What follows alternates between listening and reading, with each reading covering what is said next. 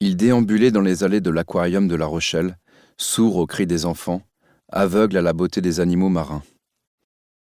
Il s'arrêta devant un mérou brun, créature laide et solitaire, vivant dans les profondeurs, loin de la lumière. Il posa un doigt sur la vitre et ferma les yeux. Les images de cette nuit-là, rebutantes, l'assaillirent. Il rouvrit les yeux, le souffle court, la nuque soudain trempée d'une sueur glacée. Ce premier échec avait constitué une déception terrible. Il avait presque failli renoncer. Mais il lui avait fallu se rendre à l'évidence.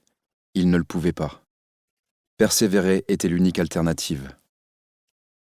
Sa vie future était assujettie à la découverte de ce qu'il était, en cet instant même, en train de chercher. Alors il était reparti à la chasse. C'était l'aspect plaisant de l'aventure. Il s'était déjà surpris la première fois à goûter l'excitation et la fièvre que cette activité provoquait chez lui. Un jeu. Oui, c'était comme ça qu'il voyait ça. Il avait changé de salle sans même s'en rendre compte, et à présent, un hippocampe moucheté effectuait devant lui sa parade nuptiale, accroché par la queue à sa femelle. Il savait exactement ce qu'il cherchait, mais que la proie réponde simplement aux critères n'était pas suffisant. Tout cela était trop important pour qu'il ne laisse pas son instinct prendre part au processus de sélection. Ses yeux croisèrent ceux d'une préadolescente au visage poupin, à la jupe trop étroite, et cela va sans dire, beaucoup trop courte, aspirateur à petits puceaux, sans doute chapardé dans le placard de sa sœur aînée, ou de sa mère, allait savoir. Il détourna le regard, écœuré. Il passa devant le bassin des requins, sans leur accorder le moindre coup d'œil. Il les connaissait tous. Il avait attribué à chacun un nom, la fureur, le doute, la prudence, et pouvait dire si un nouvel individu avait fait son apparition ou si un autre s'en était allé. S'il avait dû compter les heures qu'il avait passées dans cet endroit, il serait devenu fou.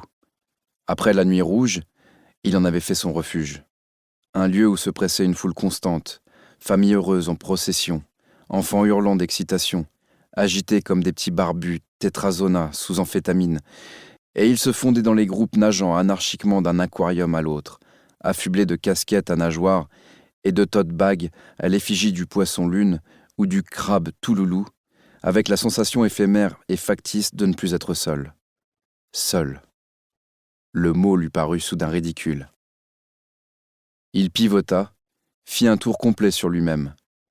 Cette réserve abritait 12 000 animaux sous-marins qu'il aurait pu exhaustivement nommer espèce après espèce, spécimen après spécimen.